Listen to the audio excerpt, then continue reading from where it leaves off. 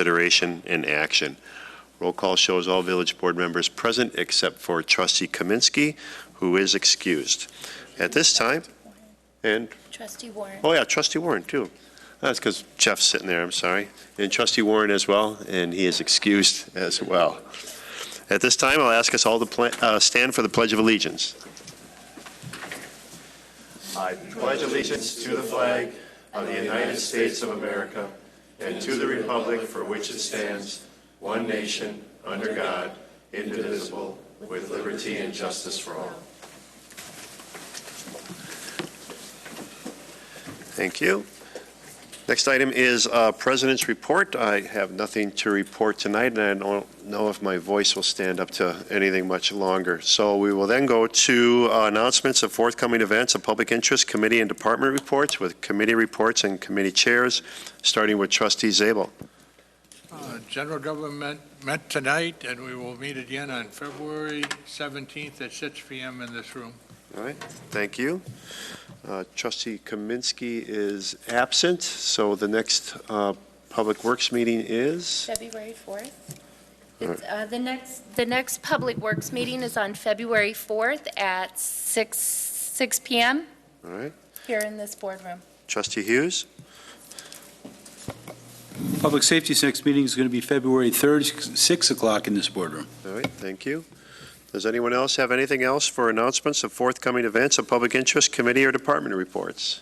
Trustee Miller. I'd like to announce about the Germantown Community Scholarship Fund. Their annual dinner and auction will be held on February 6th at Florian Park in Germantown. It's moving back to Germantown after a few years gone. So it's a great event, raises a lot of money for the scholarship funds, and I encourage you to attend. All right, thank you for that. Anyone else? Forthcoming events for public interest, committee or department reports? All right, then we'll go to citizen input and public appearance. Items not subject to a public hearing. There are no public hearings on tonight's agenda, but if there is anyone in the audience that would like to come forward for a citizen input or public appearance at this time, you're welcome to do so. All I would ask is you come to the podium and state your name and your address for the record. Is there anyone wishing to come forward for citizen input or public appearance? Let's see, there are none. We will go to consent agenda. Board? Move approval of consent agenda items A through E. Second. Motion made and seconded to approve consent agenda items A through E. Any discussion on that motion to approve? No discussion? We'll do a roll call vote, please. Trustee Baum. Aye. Trustee Myers. Aye. Trustee Hughes. Aye. Trustee Miller. Aye. Trustee Wing. Trustee Zabel. Aye. President Walter. Aye. Motion carries. All right. Next item then will be new business. We'll start with new business item A, setting of police chief salary. Bring some more information and discussion, or start the discussion on this. I'll turn the meeting over to village administrator. Thank you. The police chief in the village of Germantown is appointed by the Police and Fire Commission. However, the salary for the police chief is set by the village board. Mike Snow, who was formerly the captain in the village of Germantown Police Department, was promoted at the beginning of the year to the police chief. What I'm recommending, based upon a review of other salaries within the village of Germantown Police Department, is that he be appointed at the mid-range and the midpoint of the chief's salary range, which would be $102,290.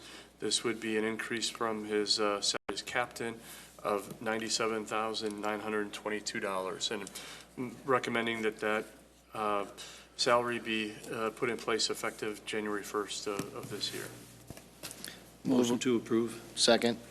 Motion made and seconded. Any discussion on the motion to approve? No discussion? We'll do roll call vote, please. Trustee Myers. Aye. Trustee Baum. Aye. Trustee Hughes. Aye. Trustee Miller. Aye. Trustee Wing. Trustee Zabel. Aye. President Walter. Aye. Motion carries. Next item under new business is item B, Resolution 04-2020, update to salaries and compensation for certain exempt employees and other non-representative support staff for the calendar year of 2020. No, there's the two, there's the interchange. Move approval of resolution. All right, motion made and seconded. Any discussion? Trustee Zabel? Basically, what this does is fills in the numbers for the ones that we left to be determined at the last meeting. The only one that's still out there would be the new village engineer. That is not determined because we do not have a person to fill that slot yet. And with the police chief's salary being approved right before this, that'll be added to this resolution. So all the salaries should be in place. Okay. Further And again, all discussion? of these should be effective as of January 1st, 2020. All right, thank you. Any further discussion? Changed. No further discussion? We'll do a roll call vote, please. Trustee Zabel? Aye. Trustee Miller? Aye. Trustee Baum? Aye. Trustee Hughes? Trustee Myers? Aye. Trustee Wing? President Walter? Aye. Motion carries. Next item under new business is item C, ordinance 01-2020, an ordinance to amend sections 12.08, subparagraph 4, registration and criminal investigation fees. Right, yeah, this came through general government and finance. I can't remember, was a 2-2 vote or a 3-1 vote, but basically what you're doing is changing it from a yearly to a 6 months license, and that the fee would be changed to 60, this fee would remain at $60 for 6 months instead of a year. And I, at this stage, would make approval of ordinance 01-2020. Made a motion to approve? Correct. Motion made and seconded. Discussion? No discussion? All those in favor, please say aye. Aye. Opposed? None opposed. Motion carries. Next item under new business is item D, blanket purchase order for water meters as needed from Metron Frenier, not to exceed $150,000. Again, this was at Public Works Committee, and again, I was the sole person not to vote for it for the simple reason I don't like the idea of buying meters from out of state if I know I have meters in state. And the reason I went against it. But it's basically the replacement of, I believe, the residential meters that are being replaced at this time, and he's a blanket purchase to cover what's in their budget. And it's not to exceed $150,000. Move approval as presented. Motion made and seconded. Any discussion? Trustee Myers? Do you happen to remember, Art, if Badger Meter was one of the ones that was on there, or did they just automatically go with this? The past water superintendent had made a decision that he wanted to go with these meters, and they do not go out for bids for meters. They just get a blanket purchase order and purchase the meters from that company. I argued many times to try to have something happen, but the way the meters are set up and the way the meters are read, they say they're not compatible and it doesn't work, so everybody stayed with this company instead of taking the meters right from Badger, which to me is a local one, easy to fix, easy to repair, but everybody wants to stay with these. Additional question, please. Trustee Myers? Steve, you have any comment in regard to this as far as going out to get additional bids? Does this fit the policy that you have? The recommendation from the Public Works Department to the Public Works Committee, that process did meet the policies and procedures that we have in place. I guess I'd defer to the Public Works Director if he has more comments on the process or whether additional bids are needed. I'm not sure you heard the question, but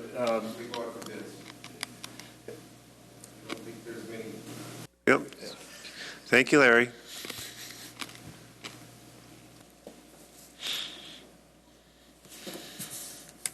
Just saved me 2 phone calls. I think what happens with these meters, one being Badger meter, than what we get, is really, there's one supplier of each. If you're gonna ask for a quote for a Badger meter, you're gonna get that quote for a Badger meter. You're not gonna get 5 different quotes for it, I don't think.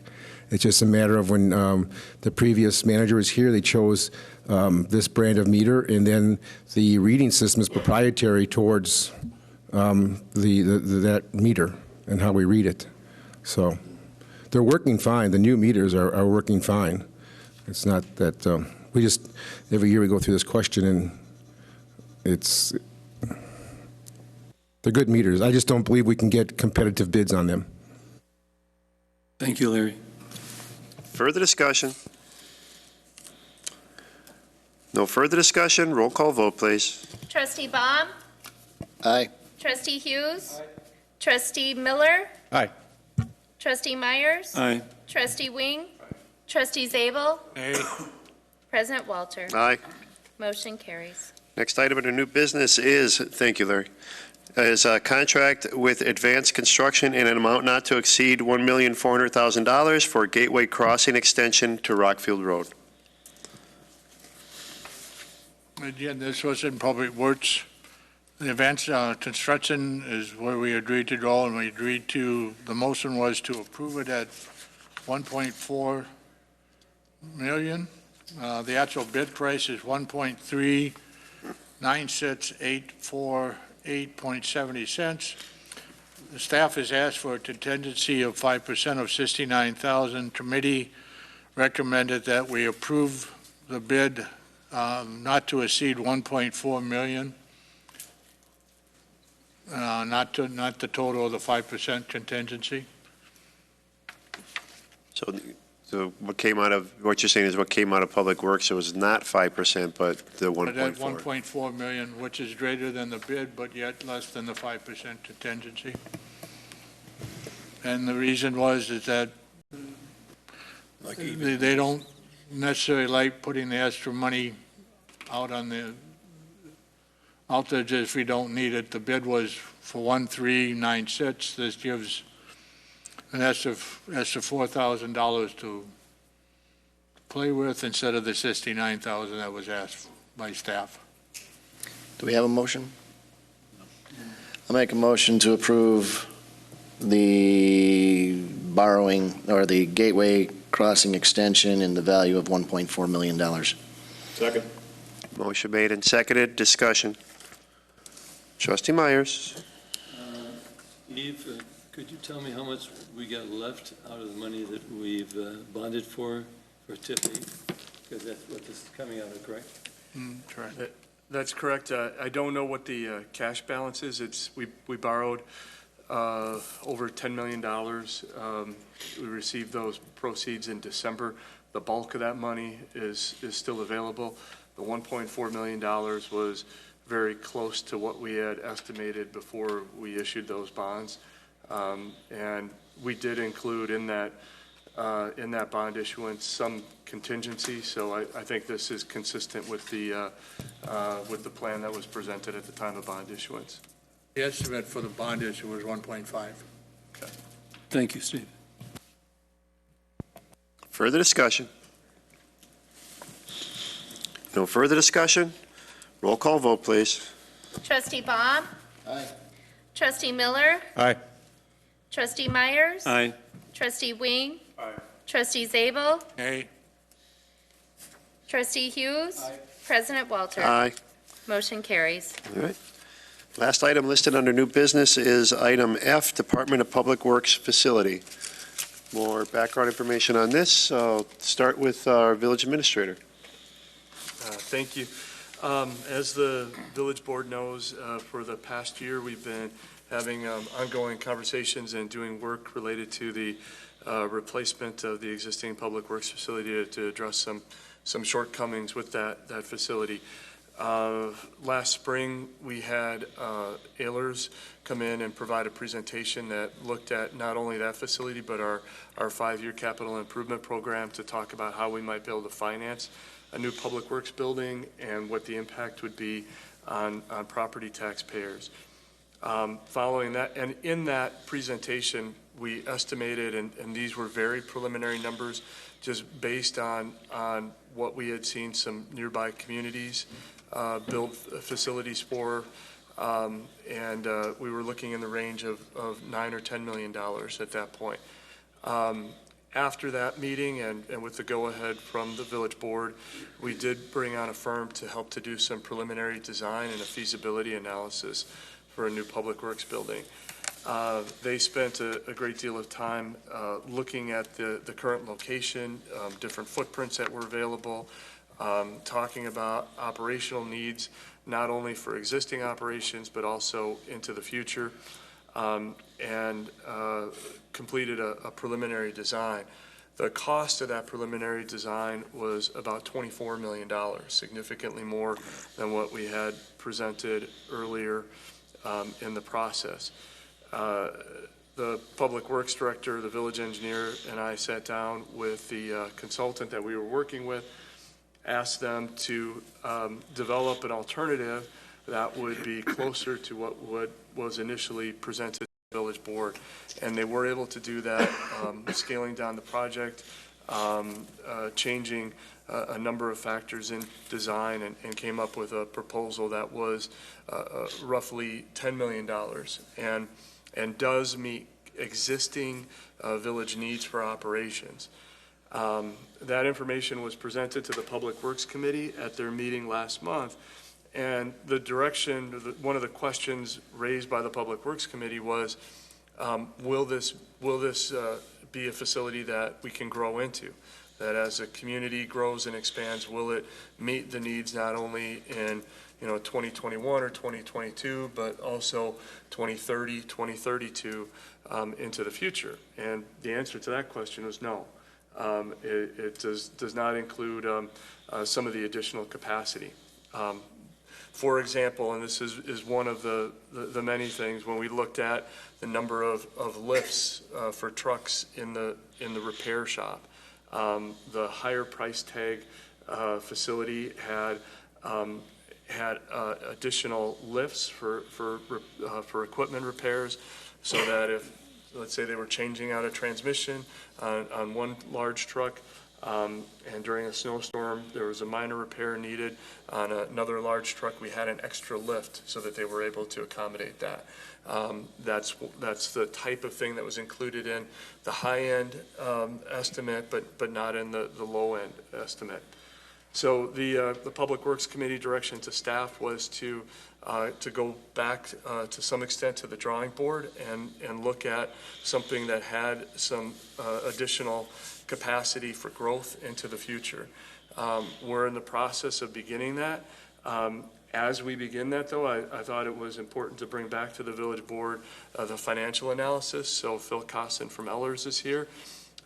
He's added the high-end number to our 5-year capital improvements plan, and we'll present that to the village board at this point. The information is also included in your packet, and I think it would be helpful to get some feedback from the village board of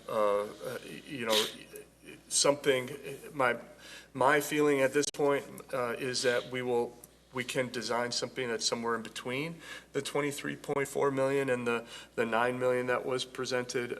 But I think it's helpful to know if the village board feels there's a willingness to pay that higher dollar amount. Okay. All right. Phil, Thank you. Good evening. thank you for coming. In your packet, again, as Steve indicated, we have updated from last spring what we identified 20 to 24 capital finance plan, and not a lot has changed since spring, but there have been a few items that we've had to add. We did undertake a capital borrowing that has been incorporated into this project, into the scope. And as Steve has indicated, the Public Works building, we've used the high-end number for our analysis. There's also a slight change to the 2020 anticipated budget, borrowing budget, and that number is up about $1.2 million from what was presented before as well. So between those two items, we're above $15.8 million above what we had presented before. So obviously, there's some impact to that, and that's what we hope to share with you tonight. So in that document, we have identified kind of where you are today, which we identify as really the base case. That's the first page in. That's the analysis as it stands right now without any increase to the outstanding debt that's in place. So all we're looking at is your existing obligations, the offsetting revenues, and determining where your tax rate for debt is.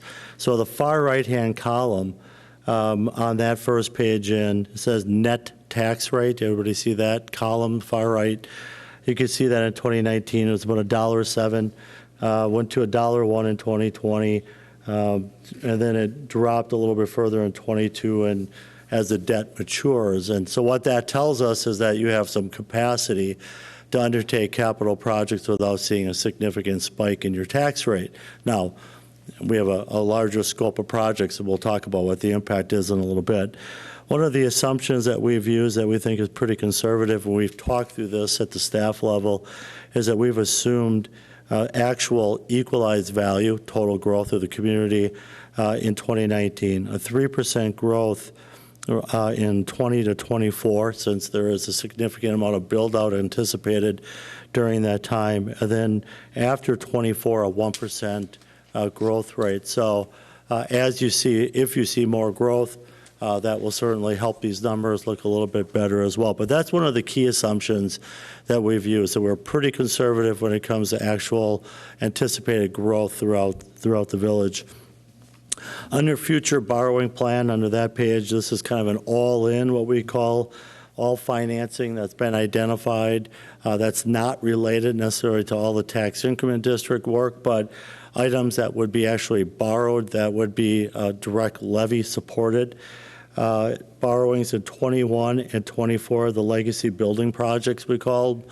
21 is the Department of Public Works building, and then a second $9 million facility that's been built into the capital plan in 2024.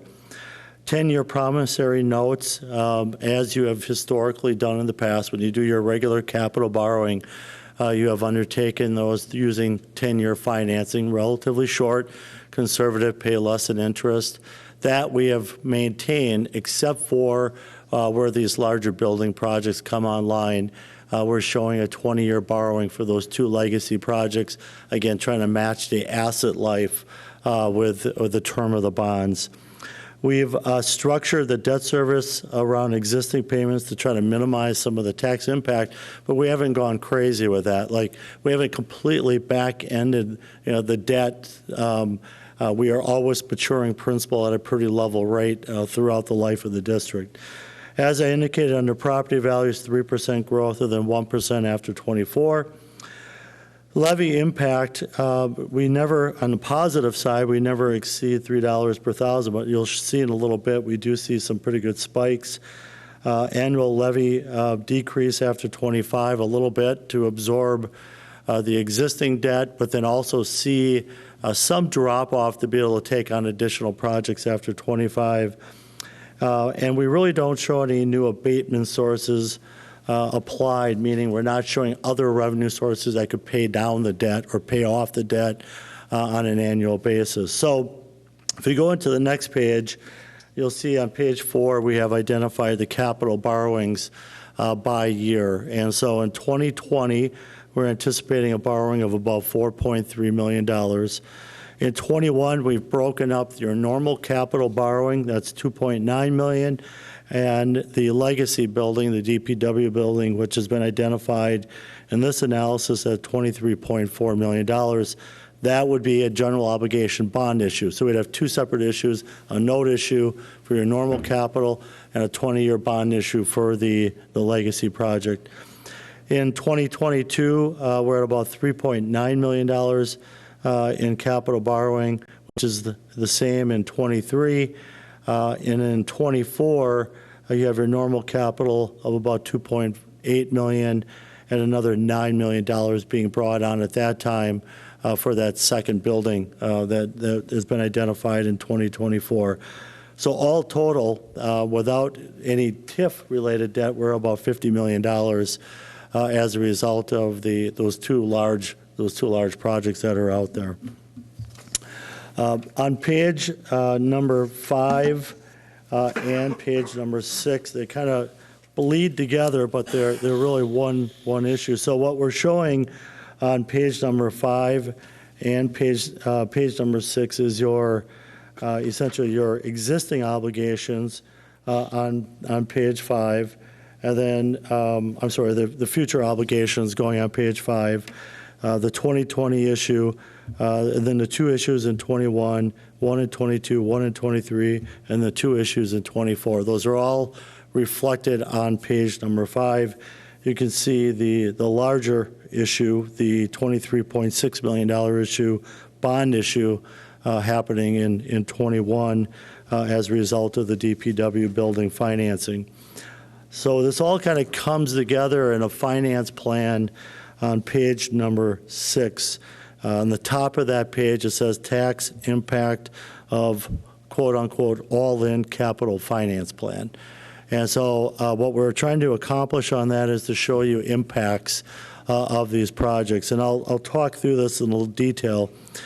The first column says capital plan debt service, and that's taking into account the principal and interest on all future issues. Remember, I mentioned capital projects about a little over $50 million.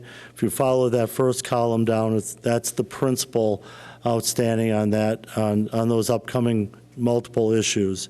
The interest column is just that, the interest that is paid on those issues. And then the third column in tan, that's in your packet, that is just the accumulation, or the adding the principal and interest. The net debt service number then is your existing obligations and your future obligations, all total. That'll be outstanding after the end of that 2024 capital borrowing. The annual levy change is really where we're starting to reflect then what the true impact of these capital borrowings are. So you can see in 2020 that you actually saw a reduction, a slight reduction in your capital levy. And so in that case, you've paid down more levy or more debt than you've added in that year. So you saw a slight reduction, and it was modest. The following year is where you really see everything kind of jump up a little bit, and that is it jumps from 5.5 million roughly to 6.6 million, which is a pretty substantial jump, around 21% jump. And what it does to the tax rate impact is it takes you from about $1.96 to $2.32, which, when you look at the impact on a home valued at $300,000, is about a $106 increase to that home of $300,000. So you asked what the impact was versus what you had seen before. I looked back to the report. Not everything is apples to apples, but close. That number was $37 per thousand. Now we're at $106. So $69 increase on a home of $300,000. The following year, because we're paying down a lot more principal, we're taking on more debt again, that increase occurs again. And you can see now we jump up to about $2.94 per thousand. That's a $188 impact on a home of $300,000. Previously, that was an increase of about $24 per thousand. So about a $164 increase in that year versus the $9 million option. So it has the impact in those early years of increasing the levy for debt service on a pretty substantial amount on a $300,000 home. But then it also has the impact of the debt doesn't drop off quite as fast as it did before. So you don't quite have the flexibility that we had shown you before for future capital borrowing.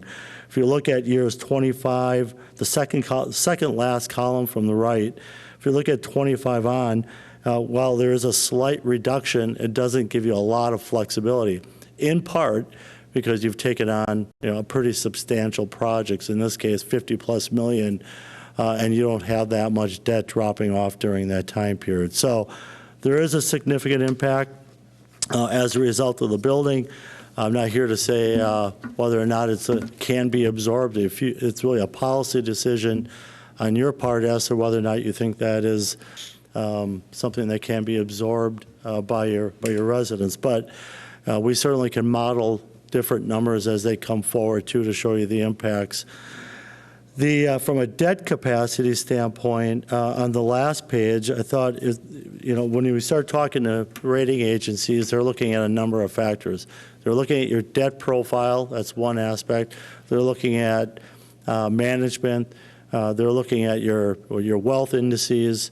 They're looking at a number of different factors. One of the factors they do look at is how much debt you have as a percent of your borrowing capacity. And so this last page, what I'm showing you here is where this takes you on your borrowing capacity chart. And I'm going to have you look at the fifth column from the right, where it says percent of limit. It's a red numbers. And you can see right now, in 2019, about 31%. That'll still hold true in 2020. And then as a result of these projects, it does take you up in 24 to about 50% of your borrowing capacity.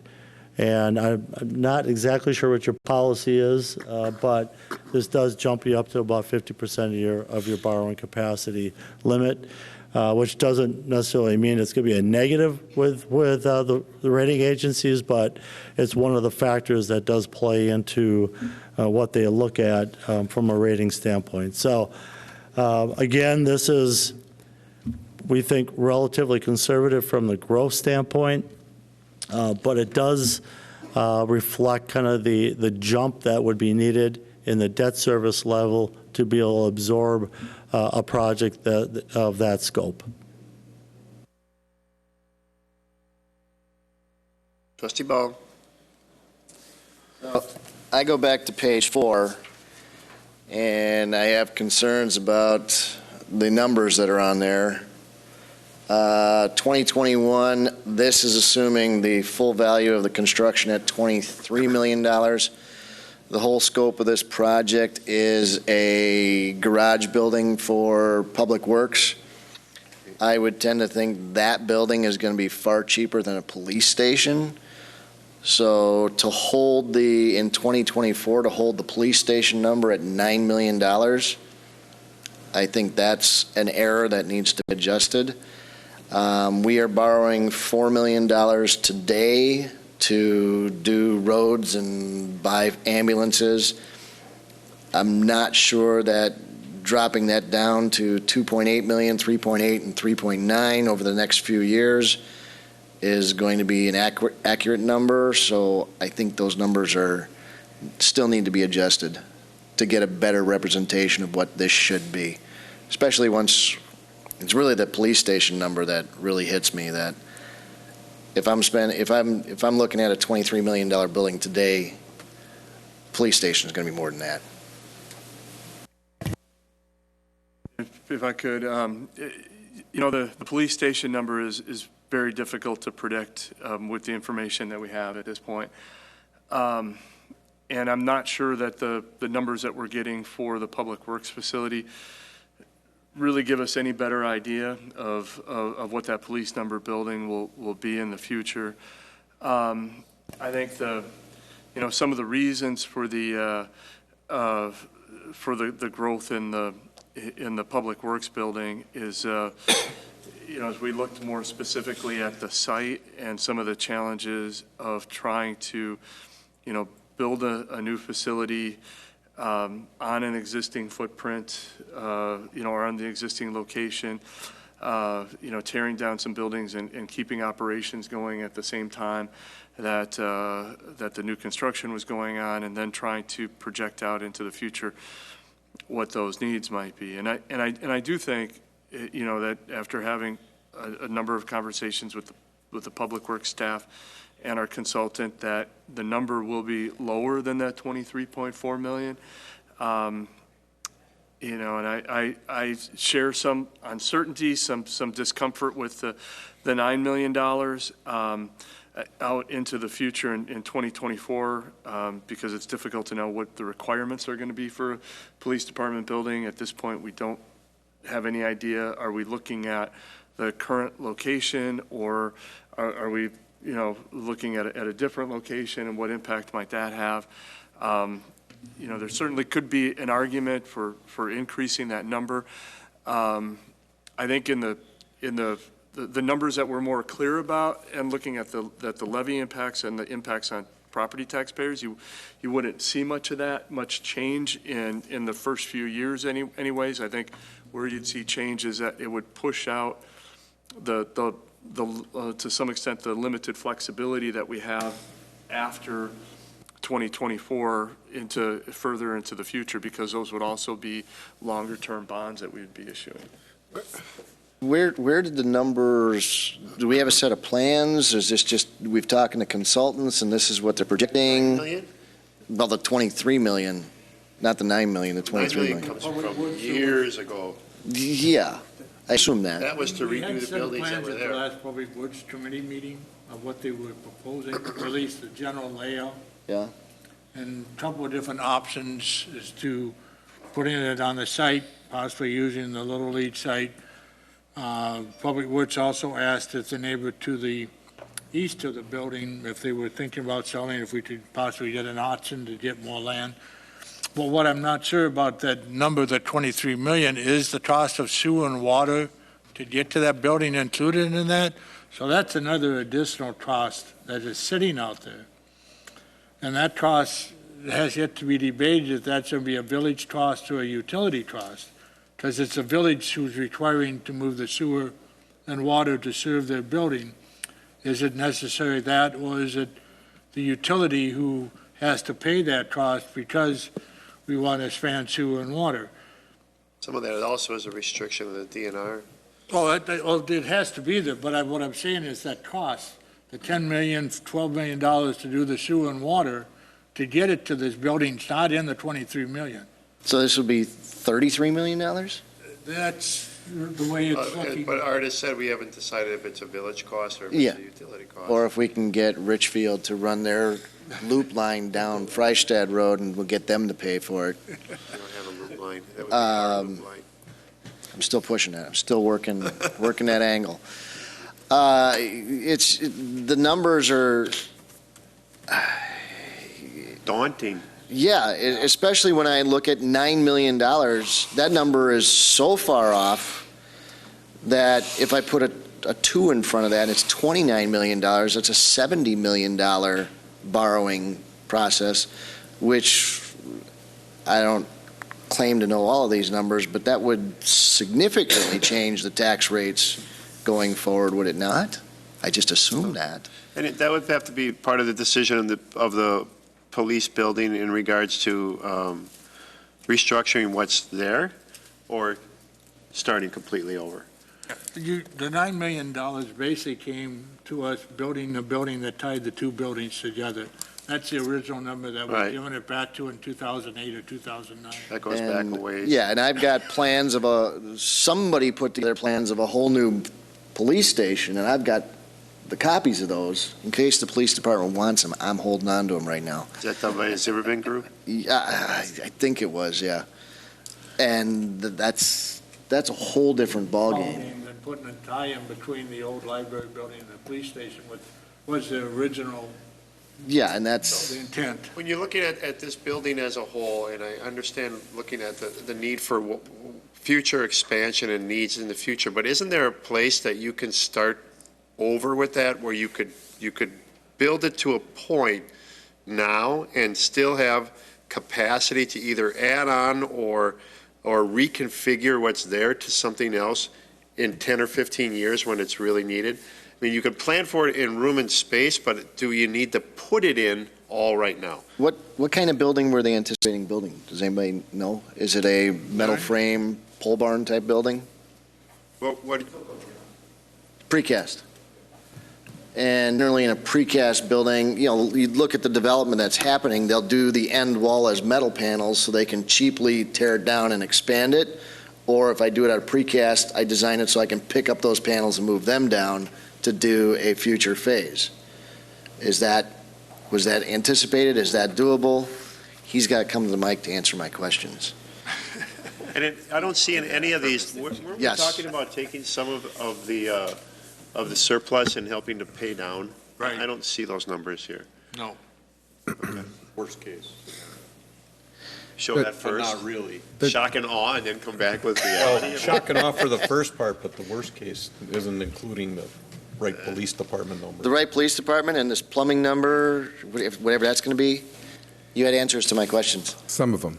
The original $23 million number that we came up with was the original shot that the architect took with our wish list. And it was, heated floors in the mechanic shop. It was all different types of indoor heating units rather than rooftop heating units, which are more expensive and room intensive. They take up cubic feet in the building. We scaled back on those items and got the building price estimate down below 23 million.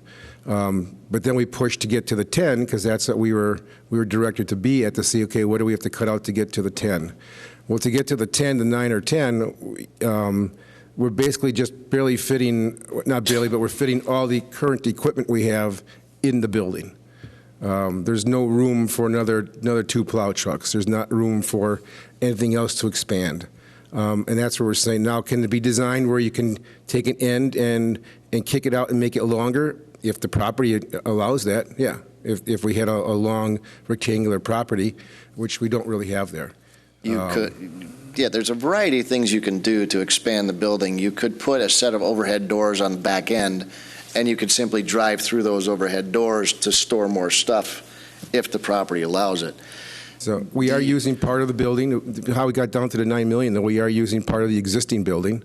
The existing mechanics bay will remain. It'll become a storage area, maybe 1 stall or 2 stalls for just oil changes, things like that. Police vehicles, drive it and do an oil change instead of going to the big shop type of thing. So The current building is a metal arch building?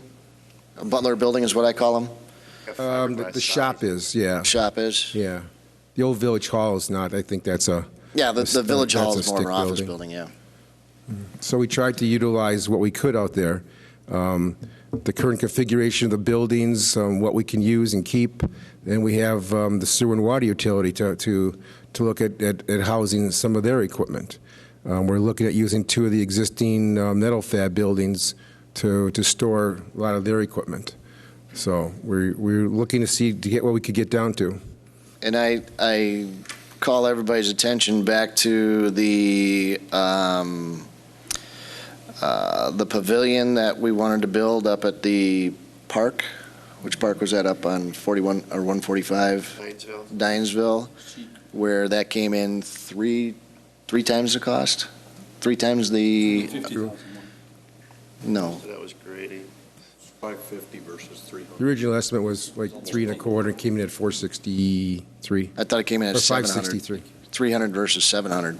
It was 563 was the final number, and it was Okay. originally estimated about 310, 320. So these numbers are coming in higher than anticipated, so I don't want to say that 10 million is the number. I'd rather inflate that number because we've experienced it. It just seems odd that you're going to be putting in a public works building for 23 million and the police station's only going to cost 9. It's just, Well, there's no reality in it. I'm trying to get to real numbers throughout here, but what is the real number for the public works building? And then let's get a real number for the police station. What is every other community around here building their police stations for? Well, that I can answer. Oh, please do. More answers. Give me more information. I know that Muskego just opened a new police station, I think this year, as I recall, and I think the cost of that was right around 10 million. Police only? Police only. Okay. And I know that the city of Oconomowoc is presently going through the process of putting in a new public safety building, which I think is police only, although they are adding space for the Lake Country Municipal Court as well, so it's a little bit bigger than we might build. And I think the estimates they have for that, based on where they're currently at, is like 10.7. I think it was a little bit over 11 based on their original design. They cut back on that a little bit. So the 9 for the police station probably is a little low, but probably not too bad. Do we know what Brown Deer is projecting for their public works facility that they're putting over there off of like 49th and Brown Deer? because they're pushing Right Height out of there and putting their public works facility in there. I don't recall. Do we know any projections of what Menominee Falls paid for theirs over on Good Hope Road?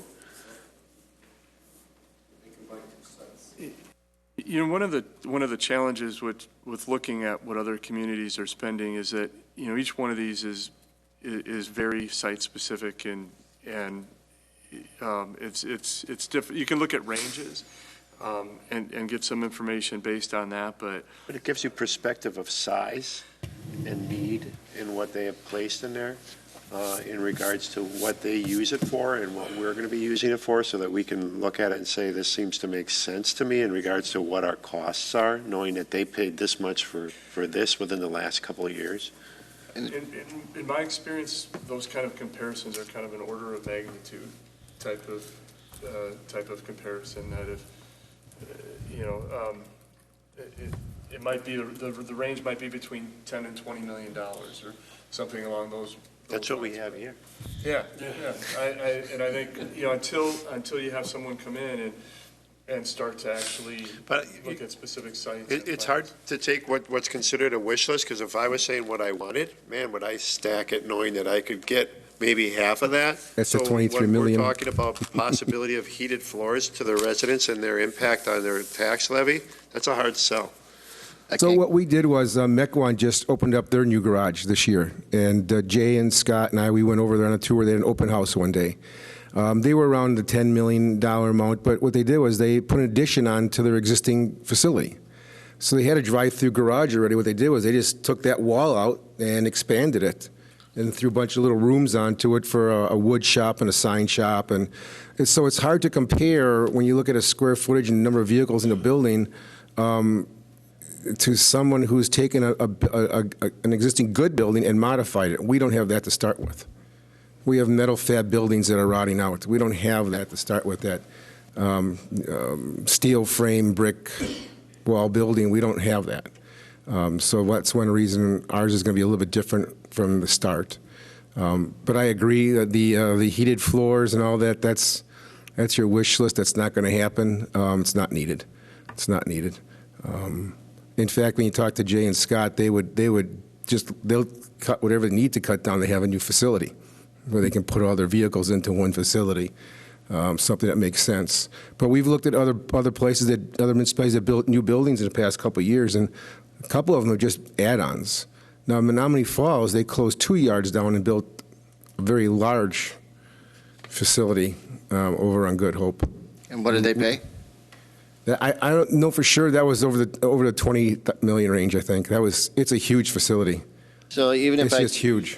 Even if I take your 10 million that you said that the recent police department was, and you factor that up at 3% per year, that's a 12.5 million building in 2024. And it's a lot to bite off at this time in regards to for proposed growth in the next 15 to 20 years out. I'd rather look at it at a 15-year and build for the first 15 and then have a plan for the next 15 later based on the growth that's there at that time rather than what's projected at this time. Can I show you a That makes more library sense to me, and with I'm no not saying second keep floor? Keep the two oldest trucks outside. I'm saying get what you need for what you want to encompass, but knowing that you're going to have some growth in 15 years at that point. And that way that takes that bite down a little bit further here on that initial, and that also allows us a more real look at what that police department might look at. Because when I compare, and I'm not saying one is more in favor of the other, both are needed. And if anybody discounts that, they can take a tour to take a look at what's out in either building and see in regards to what's needs and where we're at and what we really need for our future of our village. So I believe in both buildings, but I also believe in planning for the future in phases and steps. And I'd rather look at it in a 15-year step to the next step rather than I'm planning for 30 years. Because that's how we build our roads. And I understand, because you want the road to stand there for 20 years. In this respect, based on what I see in that number and its tax levy impact, I think you got to bite it off in 15 years chunks. That makes more sense to me. And Right, anybody? I was just going to jump in and say Google has failed me. It has not told me what Menominee Falls' building was. The Brown Deer building was $7.5 million, according to an article in the Journal Sentinel. But they have something already there. I think they're just adding on to what's already back there. So we need to understand, somehow we need to get the water issue to this resolved. Is that another $10 million we're adding to this or not? What I don't think the sewer and water is a $10 million add-on. I don't know. I don't believe it is. It's not that far away. We can get a better cost estimate on that. Yeah, so what's the right number to put in here? And what is a right number to put in for this, and what is a better number to put in for the police building? Right, the right number to include all costs, Yeah. which would be the sewer and water, and that way a decision can be made if it is a utility project or a village project. Generally, I agree with you in the principle of build what you need today, and then we can build for an addition. Plan for the future. Because everything I do, I build today, and I design the addition today so that it's ready to go tomorrow. So that's all I got. I think if we could use a number around 16 million for the building and sewer and water to the site, that would give us a starting point.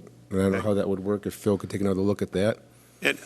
And I'd be still interested to see how we're going to pay some of that levy out of the surplus. I don't want to throw that away because that is a benefit of a result of positive years that now can pay to the benefit of the residents because of a result of it. I'd like to see that being used. And the way that hasn't been discarded, the way that you would see that reflected, if you look at, let's see, what slide number is this? From the Ayler's presentation, it's the tax impact of the all-in capital finance plan. The approach that we had worked through with Ayler's was that in some of those peak years where you see the impact of a $106 increase in a property tax bill, Right here. it's tax impact of the all-in capital finance plan. Yeah. Yeah, there's no number on that one, but instead of reducing the amount of borrowing, we could use those reserves to help smooth out the increase in the service levy for those years, so that instead of seeing a $106 impact, that maybe residents would see something more along the lines of 75% of that, and likewise the following year. So it would help to show a more gradual increase. So that is Right, and it also takes it some off the shoulders of the taxpayers, saying that we have, as a result, gained in our surplus, and because of that, we're able to use it here to help lower that impact to you. And it's going to be have to be presented as to why these buildings are important and why these projects are important. So that the residents understand it's not because we just want it, it's actually a need. We've been talking about a police department for 14 years, since I've sat on a board. We've been talking about probably Public Works building for over 10. It's time to stop talking and to start planning for it so that we can actually get it done and not just carry it through to the next year. Trustee Zabel. The other thing we need to do, right now, this is being done by staff and consultants. I think we need to get it into the committee of jurisdiction, which I think is a building committee, to get them to start looking at the plans and what they're proposing, to see if there's anything out there, because a consultant will always give you what you wish for, and sometimes the wishes, as Dean has pointed out, don't actually match the needs. We need to really look at those plans a lot closer and what more, where we're going and how we fit into what we're going to do in the future. Trustee Hughes. So I agree with everything President Walter said, taking this in bites and planning for the future. I agree with that, and I'm only playing devil's advocate. This, when you plan for that, is that the second floor of the library? Something you plan for and just it never happens, so it's just better to do it now and get it done? I think and again, devil's advocate. Right, and it comes into knowing that there's going to be a need based on your growth as you see it today, but you've got a better picture of that in 15 years, and maybe it wasn't twice as big. Maybe it was 2/3 only. or less, or a third more than what you already had proposed. I think that Ehlers has done a very good job in keeping the growth potential of the village conservative at 1%. I don't know what our average is better than 1%. It's got to be almost close to 2 on average if you take a look at the last 10 years. So At a 3% they've always growth. projected conservatively, which I appreciate Mainly because growth at 3%. it shows you And 1% thereafter. what it is in a lower end, and we know we've been doing better than that, but don't expect it. You can do better than this, but it's not always expected, and it only takes another 2008 to knock the knees out of anything again, where you're looking for revenues across the board. So I think if we do take it in pieces, especially for Public Works, it allows us that ability to react to or adjust if it doesn't go as completely projected. That's just my thought.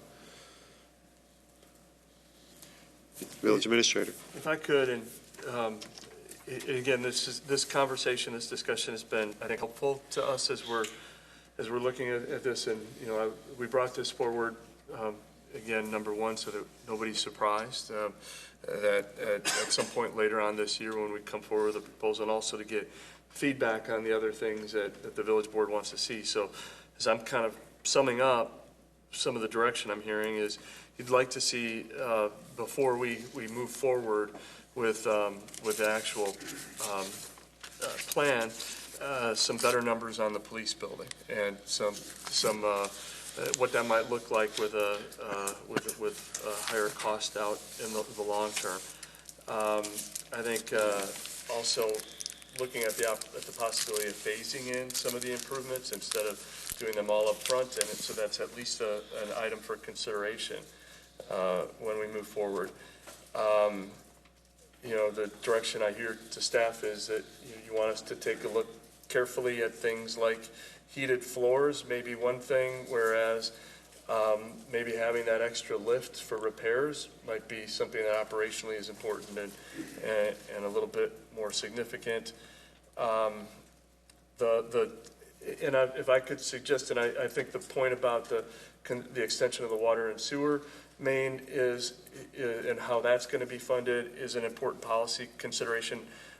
The other side of that also is we hadn't included in the numbers that we've been looking at water and sewer contributing anything towards the facilities that they would be using, and so there's a balance there as well that water and sewer, those utilities could be paying for the portion of the building. And then finally is, I'm hearing that there's a thought that there should be some discussion with the buildings committee on this as we keep moving in the design process. Trustee Myers, you had your hand up. Thank you. Steve, did you mention that we could take some of the money that we have in reserve and pay down the bonds that we have? Is that correct, or did I misunderstand you? The approach that we had, and we looked at a few different models when we were working with Ehlers on this, and the approach that we thought kind of modeled out the best was, instead of using the reserves to either help pay for the facility or pay down the bonds, instead using that to help offset some of the debt service costs in the years where we saw the biggest peaks, where people saw the biggest jumps in their property tax bills. And the sort of the goal that when we were setting up the financing plan was to not shock people, that people didn't open up their property tax bill and get a big surprise, an unwanted surprise. That instead we would try to smooth that out as much as we responsibly could. So that was the reason we used it to offset debt service, was a little bit more effective way of doing that with the reserves rather than paying down the debt, which spreads that benefit over the whole 20 years of the bonds. Thanks for explaining that to me. Trustee Miller. Yeah, so Steve, what you're saying is that those high-impact years, like the ones on here, 2021, 2022, well, actually all of them after that, I mean, they go from, they stay around $883, $885 for a $300,000 house. So that's $1,300 to a $450,000 house. If we take some of that reserve, and you're saying mitigate or take away some of that increase, but we don't know what impact that would have yet, is that correct? We could, and we can rerun these numbers with that in. But what it will do is if we take $1 million of reserves and we reduce just the bonds that we pay off, you end up spreading that, maybe it's $5 less per year. Right, but versus $1 million to the tax levy. Versus if you take that $500,000 in 2 years, you still get to the same $870, but you can get there a little bit more slowly, so that you don't jump from. This is a little small for me. You don't jump from 695 up to 880 or whatever that number is. You might go from, 883. 690 to 7. Right, somewhere in between there. Yeah. Well, there's a lot of variables at play here right now, and I think I'm in agreement with everyone is that we need to tighten things up, to make any decisions yet. Right, but don't stop the process. Don't stop the process. I think it's a great process. It's a huge need. It's been needed for a long time. I think we've seen the highest level, not for the safety building, but the highest level for public works, and let's try to get that to a somewhat meaningful or more realistic number, and then see how it impacts things. Right, and then through those discussions, you have to decide if what's there is not going to be needed or used at all, and if it's all completely redone. Based on the building last time I saw it, and that was probably over 4 years ago, it was pretty rough. Where they're storing stuff, and there was a lot of rust on a lot of the beams across the. I would say nothing is salvageable there. Right. Just by my last time I visited. The steel and fiberglass buildings you used to see back in the day. A lot of where the wind kind of blew through it on a windy day, depending where it was coming from. You didn't want to be working in that bay because all you caught was wind all day. But at the same time, I know the needs in the police department too. This is a community that's growing. We're adding how many additional households per year over the next 5 years, and there's going to be a need for that service and a better facility to serve it from as well. So we can't ignore that both of these are important. We just need to find the best way of how to accomplish it, and this board has kind of made a decision that this is a direction we want to go in, and this is something we want to do, but we want to do it in the best manner that impacts the residents the least, and do it smartly so that we can use some of the good years that we've had from 2008 on and how we've built up our reserves to help offset that, so it's not always shouldered completely by the taxpayer. Trustee Baum, and then I'll go Trustee Myers. How do we all feel about the percentage of our limit going up to 50% of our borrowing capacity? Does that bother anybody? Is everybody okay with that? Is a higher percentage acceptable? Really?